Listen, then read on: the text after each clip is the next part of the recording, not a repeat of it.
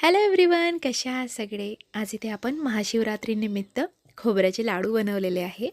तर अगदी 10 मिनिटाची रेसिपी आहे. 10 मिनिटामध्ये असले चवदार लाडू आपण बनवलेले आहे. तर बघू शकता तुम्ही असे ओलसर लाडू आहे. बिलकुल असे कोरडे-कोरडे असं काही नाही. एकदम सुंदर असे खूप चवदार असे लाडू आणि पौष्टिक आणि मेन म्हणजे पौष्टिक लाडू. तर चला, आता इथे बघा मी काय घेतलेलं, खोबरं किसून घेतलेलं, जाड-जाड खोबरं किसून घेतलेलं. बरेच जण काय करतात, मिक्सरमधून बारीक रव्यासारखं असं ते किसतात, ते बिलकुल छान लागत नाही.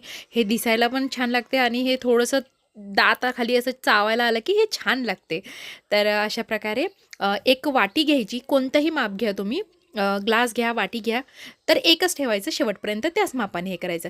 तर ह्या अशा वाट्या मी 6 वाट्या खोबरा किस घेतलेला. आता तो आपल्याला काय करायचा, इथे मी 2 चमचे तूप घेतलेलं बघा. तूप थोडं कमी जास्त तुम्ही करू शकता. पण इथे 2 चमचे तूप बरोबर पुरेल सगळ्याला.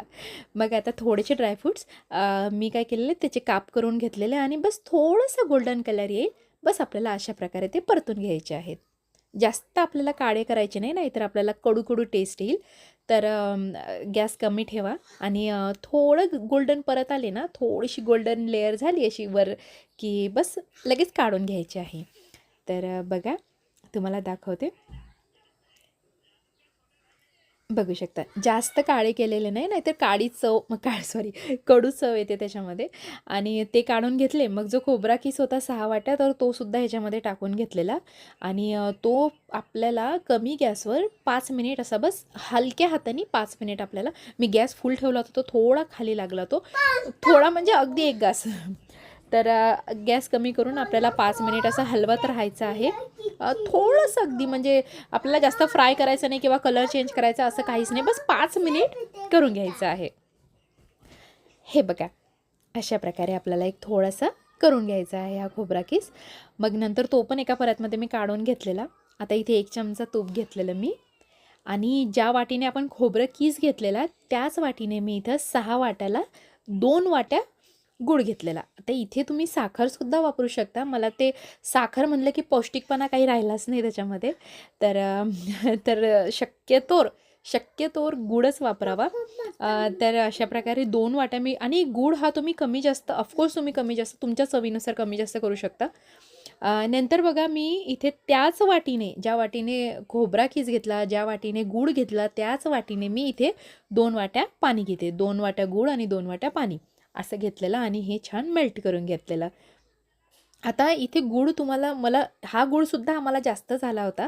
तर तुम्ही इथे गूळ कमी करू शकता किंवा तुमच्या टेस्टनुसार तुम्हाला खूपच अति गोड आवडत असेल तर तुम्ही गूळ वाढवू पण शकता.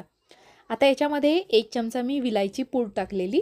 विलायची कुटून घ्यायची छान आणि ती टाकायची. आणि मग नंतर जो आपण खोबरं किस छान परतून घेतलेला होता, तो सुद्धा याच्यामध्ये टाकायचा. ड्रायफ्रूटसुद्धा याच्यामध्ये टाकायचे आणि छान हे परतून घ्यायचं. आता बघा खाली पाणी आहे, तर हे आपल्याला कुठपर्यंत परतून घ्यायचं, हे पाणी आटलं गेलं पाहिजे. पाणी छान, आणि हे कमी गॅसवरच, याला फुल गॅस बिलकुल करायचं नाही. तर जे गोड पाणी आहे छान खोबऱ्यामध्ये जाऊ द्या छान. तर अशा प्रकारे आपल्याला बस हलवत राहायचं आहे आणि छान असं कोरडं झालं की मग गॅस बंद करायचा आहे. तर याला 5 ते 6 मिनिट लागतात, जास्त वेळ लागत नाही. म्हणजे तुम्हाला सांगते 10 मिनिट, जास्तीत जास्त 10 मिनिटमध्ये हे लाडू तयार होतात आणि खूप चवदार, खूप पौष्टिक असे लाडू आहे बघा. तर हे लाडू शक्यतोवर तुम्ही शक्यतोवर म्हणजे तुम्ही 1 महिन्यासाठी तर आरामात हे लाडू ठेवू शकता. पण 1 महिना लाडू घरात असला, लाडूसारखा पदार्थ आपण 1 महिना तर टिकतच नाही बघा. 8 दिवस म्हणजे खूप झाले.